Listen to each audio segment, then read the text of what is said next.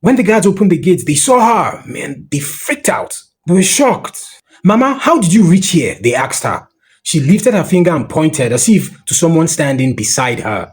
But the guards saw nobody. Fear gripped them. Then quickly they carried her back home. She said no more, but her heart was heavy. This billionaire businessman was the wealthiest in his village. His wealth was so loud that people could not explain it. Some said he had a money factory underground where new notes were printed day and night. Others swore he was a ritualist, that blood sacrifices gave him power to control riches.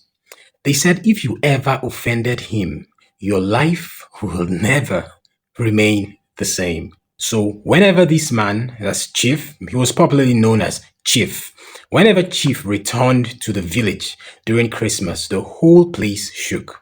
Some people danced and some pretended to rejoice, but in their hearts, many feared him.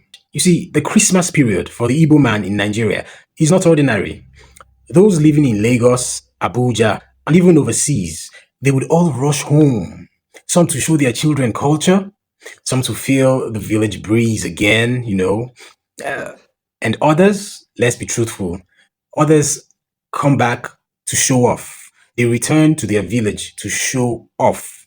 New clothes, big cars, crates of beer.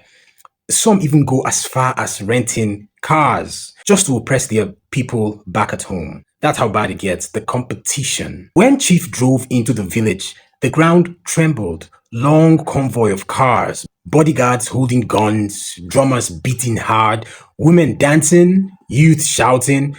Chief stepped out smiling, wearing his white lace with a red cap. He brought out bundles of new Naira notes and began throwing them in the air. Children ran, old women bent down, scrambling, everybody to have a potion. And some people even fought each other for the money. After a few minutes, he waved his hands, entered his massive compound, and the tall gates, boom, shut behind him. Chief's mansion, with golden fences, marble walls, stood like a king's palace in the middle of mud houses. So days passed, and one quiet evening, Chief stepped out to his penthouse balcony to feel fresh air. From up there, his eyes caught movement near his back fence. He looked closely, and what he saw made his chest tighten. It was a small boy, not more than 10 years old. He was struggling to uproot cassava from a nearby farm. The boy's eyes darted left and right, full of fear. Hunger was written all over his face. Chief's anger rose. There's something about Chief. He called his guards. Go and bring that thief to me, he commanded. The guards pounced on the boy and dragged him inside. The child was already crying. His small body was shaking, he was trembling. His trousers were wet, he had already peed on himself. Out of fear. His skin smelt of hunger, sweat, and smoke and fear. The guards prepared to flog him, but Chief lifted his hand. No. Leave him. Chief bent down and looked at the boy in his face and asked in Igbo, "Gịnị bụ aha gị?" And that means, what's your name? And the boy said, Emeka. And Chief further asked, Mpadikwan, that's your father, Nko. How about your father? And Emeka just kept quiet. He was too afraid to answer. He didn't know what was coming. Are they going to report me to my father? Are they going to take me there? He knew his father's moral standing, so he was scared to answer.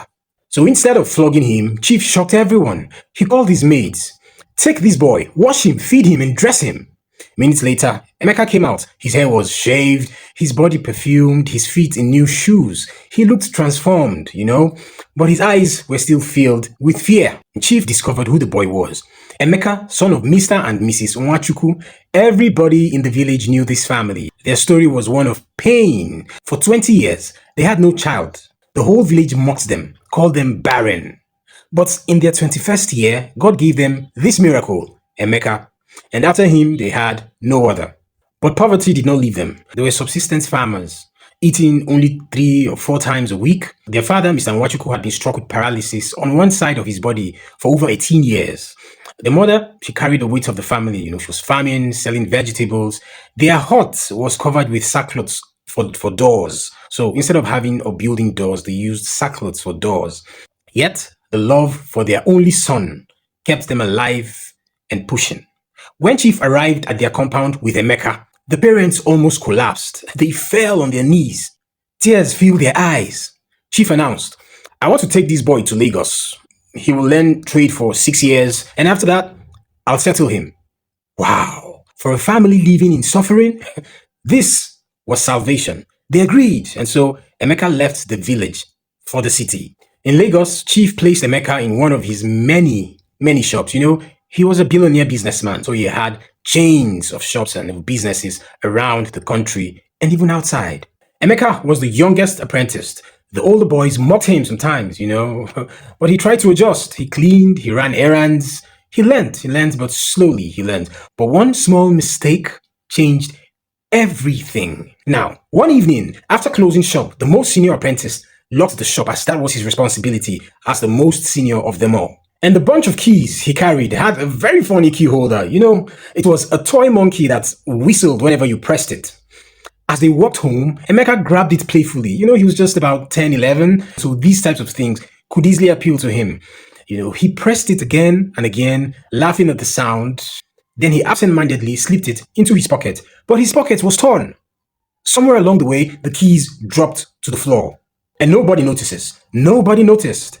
The next morning, when it was time to open the shop, the senior asked for the keys from Emeka. Emeka rushed to his trousers hanging by the window.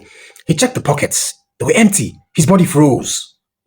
Tears started to rush out from his eyes. Emeka, where are the keys? He demanded again. Emeka could not speak. He trembled. His eyes stared at the ground.